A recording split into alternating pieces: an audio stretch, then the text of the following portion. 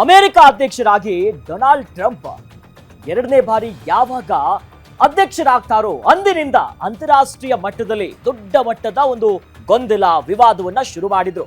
ಅದರಲ್ಲೂ ಕೂಡ make America great again ಅಂತ ಹೇಳಿಕೊಂಡು ವಿಶ್ವದಲ್ಲಿ ಒಂದು ಟ್ರೇಡ್ ವಾರನ್ನೇ ಸಾರಿದ್ದಾರೆ.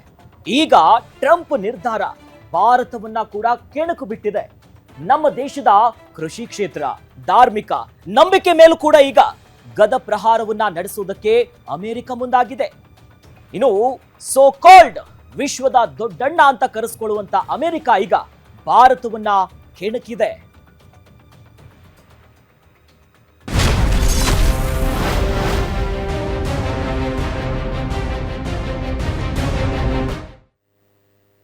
ಅಮೆರಿಕದ ಅಧ್ಯಕ್ಷರಾಗಿ ಡೊನಾಲ್ಡ್ ಟ್ರಂಪ್ ಇದೇ ವರ್ಷ ಜನವರಿ 20ರಂದು ಎರಡನೇ ಬಾರಿ ಅಧ್ಯಕ್ಷರಾಗ್ತಾರೆ. ಅವತ್ತಿನಿಂದ ಅಧಿಕಾರಕ್ಕೆ ಬಂದ ಮೇಲೆ ಒಂದಲ್ಲ ಒಂದು ಬೆದರಿಕೆಯ ಅಸ್ತ್ರವನ್ನ ಮಾಡ್ತಾನೆ ಇದ್ರು. ವ್ಯಾಪಾರ ವಿಚಾರದಲ್ಲಿ ಏನು ವಾಮ ಮಾರ್ಗದಿಂದ ಏನಾದ್ರೂ ಮಾಡಿ ಯಾರಿಗಾದ್ರೂ ಒಂದು ಸಂಕಷ್ಟವನ್ನ ತರ್ತಾನೆ ಇದ್ರು. ಈ ಮಿಸ್ಟರ್ ಡೊನಾಲ್ಡ್ ಟ್ರಂಪ್ ಅನೇಕ ವಸ್ತುಗಳ ಮೇಲೆ ಜಾಗತಿಕ ಮಾರುಕಟ್ಟೆಯಲ್ಲಿ ಬೇರೆ ಬೇರೆ ಉದ್ದೇಶದಿಂದ ಭಾರತ ಜೊತೆ ಇತರ ದೇಶಗಳ ಜೊತೆ ಒಪ್ಪಂದವನ್ನ ಮಾಡಿಕೊಂಡಿದೆ. ಇನ್ನು ಕೆಲವು ಪ್ರಮುಖ ವಿಚಾರಗಳನ್ನ ಮುಂದಿಟ್ಕೊಂಡು ವಿವಿಧ ದೇಶಗಳಿಗೆ ಒಂದಿಷ್ಟು ಷರತ್ತು, ಡೆಡ್ಲೈನು, ಬೆದರಿಕೆ, ಸ್ಯಾಂಕ್ಷನ್ ಹೀಗೆ ಬೆದರಿಕೆಯ ತಂತ್ರವನ್ನ ಮಾಡ್ತಾನೆ ಇದೆ. ಆದ್ರೆ ಈಗ ಭಾರತದ ಧಾರ್ಮಿಕ ನಂಬಿಕೆಯನ್ನ ಪ್ರಶ್ನಿಸೋ ಹಾಗೆ ಒಂದು ನಿರ್ಧಾರವನ್ನ ಮಾಡಿಬಿಟ್ಟಿದೆ ಅಮೆರಿಕ. ಹಾಗಾದ್ರೆ ಯಾವುದಪ್ಪ ಅದು? ಅಂಥದ್ದೊಂದು ನಿರ್ಧಾರ ಮಾಡಿದ್ಯಾ? ಕೇವಲ ವ್ಯಾಪಾರದಲ್ಲಿ ಇದ್ದಿದ್ದು ಈಗ ನಮ್ಮ ಧಾರ್ಮಿಕ ನಂಬಿಕೆಗೆ ಬಂದಿದ್ಯಾ ಅಂತೀರಾ? ಅದೇ ನೋಡಿ, ಹೈನು ಉತ್ಪನ್ನಗಳು ಮತ್ತು ನಮ್ಮ ಕೃಷಿ ಉತ್ಪನ್ನ ಮತ್ತು ಈ ಕುಲಂತಾರಿ ಉತ್ಪನ್ನಗಳ ಆಮದಿಗೆ ಈಗ ನಿಷೇಧಾಜ್ಞೆಯನ್ನ ನಾವು ಏನ್ ಹೇರಿತ್ತಲ್ಲ ಅದನ್ನ ತೆಗಿಬೇಕನ್ನೋದಾಗಿ ಭಾರತದ ಮೇಲೆ ಅಮೆರಿಕ ದೊಡ್ಡ ಮೊತ್ತದ ಒಂದು ಒತ್ತಡವನ್ನ ಹಾಕ್ತಾ ಇದೆ. ಅಮೆರಿಕದ ಒತ್ತಡಕ್ಕೆ ಭಾರತ ಮಾತ್ರ ಯಾವುದೇ ಕಾರಣಕ್ಕೂ ಬಿಲ್ಕುಲ್ ನೋ ಅಂತ ಇದೆ. ಹಾಗೇನಾದ್ರೂ ಭಾರತ ಈ ಬ್ಯಾನ್ ನಿರ್ಧಾರವನ್ನ ವಾಪಸ್ ತೆಗೆದುಕೊಂಡ್ರೆ ನಮ್ಮ 140 ಕೋಟಿ ಭಾರತೀಯರ ಧಾರ್ಮಿಕ ಭಾವನೆಗೆ ಧಕ್ಕೆಯಾಗುತ್ತೆ ಅನ್ನೋದೀಗ ಭಾರತರು ನಾವೆಲ್ಲರೂ ಕೂಡ ದೊಡ್ಡ ಮಟ್ಟದ ಒಂದು ಪ್ರಬಲ ವಾದವನ್ನ ಮಾಡ್ತಿದ್ದೀವಿ. ಹಾಗಾದ್ರೆ ಅದು ಯಾವ ರೀತಿಯಾದಂತ ಪ್ರಬಲ ವಾದ? ಅದಕ್ಕೆ ಏನು ಕಾರಣ ಅಂತೀರಾ? ಭಾರತ ಈಗ ಪ್ರಬಲವಾದಂತ ಒಂದು ವಿರೋಧ ಮಾಡೋದಕ್ಕೆ ಪ್ರಮುಖ ಕಾರಣ ಅದುವೇ ನಾನ್ ವೆಜ್ ಮಿಲ್ಕ್. ಮತ್ತೆ ಹೇಳ್ತೀನಿ, ನಾನ್ ವೆಜ್ ಮಿಲ್ಕ್. ಹೌದು, ಭಾರತ ಮತ್ತು ಅಮೆರಿಕದ ನಡುವೆ ಒಂದು ಒಪ್ಪಂದಕ್ಕೆ ಅಡ್ಡಿಯಾಗಿರೋದೇ ಈ ನಾನ್ ವೆಜ್ ಮಿಲ್ಕ್. ನೋಡಿ, ನಾನ್ ವೆಜ್ ಮಿಲ್ಕಿನ ಪ್ರಾಡಕ್ಟ್ ಭಾರತದಲ್ಲಿ ಗೋವ್ ಅನ್ನೋದು ಕೇವಲ ಒಂದು ಹಾಲ್ ಅಂತಂದ್ರೆ ಬರೀ ಹಾಲಲ್ಲ, ಗೋ ಮಾತೆ, ಕಾಮಧೇನು, ಪುಣ್ಯಕೋಟಿ, ಧಾರ್ಮಿಕವಾದಂತ ದೊಡ್ಡ ಮಟ್ಟದ ಸನಾತನ ನಂಬಿಕೆ ಇದೆ ಹಾಲ್ ಅಂತಂದ್ರೆ ಹಾಗೆ. ಬಟ್ ಆದ್ರೆ ಈಗ ಸಾಕ್ಷಾತ್ ದೇವರ ಸ್ವರೂಪ, 33 ಕೋಟಿ ದೇವತೆಗಳು ನೆಲೆಸಿದ್ದಾರೆ ಎನ್ನುವುದಾಗಿ ಈಗಾಗಲೇ ಮಹಾಭಾರತದಲ್ಲಿ, ವೇದಗಳಲ್ಲಿ, ಯಜುರ್ವೇದ 4 ವೇದದಲ್ಲೂ ಕೂಡ ಉಲ್ಲೇಖ ಆಗಿದೆ. ಆದ್ರೆ ಅಮೆರಿಕ ಹಾಗಲ್ಲ. ಅಮೆರಿಕದಲ್ಲಿ ಹಾಲು ಏನ್ ಗೊತ್ತೇನೋ? ಮಾಂಸಾಹಾರಿ ಹಾಲು. ಭಾರತದ ಹೈನು ಉತ್ಪನ್ನದ ಮೇಲೆ ಅಮೆರಿಕ ಈಗ ಒಂದು ದೊಡ್ಡ ಮಟ್ಟದ ಒತ್ತಡ ಹಾಕ್ತಿದೆ. ಹಾಗಾದ್ರೆ ನಮ್ಮ ಭಾರತದಲ್ಲಿರುವಂತ ಹಾಲ್ಗೂ ಅಮೆರಿಕದಲ್ಲಿರುವಂತ ಈ ನಾನ್ ವೆಜ್ ಹಾಲ್ಗೆ ಏನಪ್ಪಾ ಅಂತದ್ದೊಂದು ಬದಲಾವಣೆ ಇದೆ, ಅಂತದ್ದು ವ್ಯತ್ಯಾಸ ಏನು ಅನ್ನೋ ಪ್ರಶ್ನೆ ಕಾಡ್ತಾ ಇದೆಯಾ? ಹಾಗಾದ್ರೆ ಹೇಳ್ತೀವಿ ನೋಡಿ, ಆ ನಾನ್ ವೆಜ್ ಹಾಲ್ ಇದೆಯಲ್ಲ, ಇದು ನೋಡಿ ಬಹಳ ಪ್ರಮುಖವಾಗಿ ಗಮನಿಸಬೇಕಾಗಿರೋದು.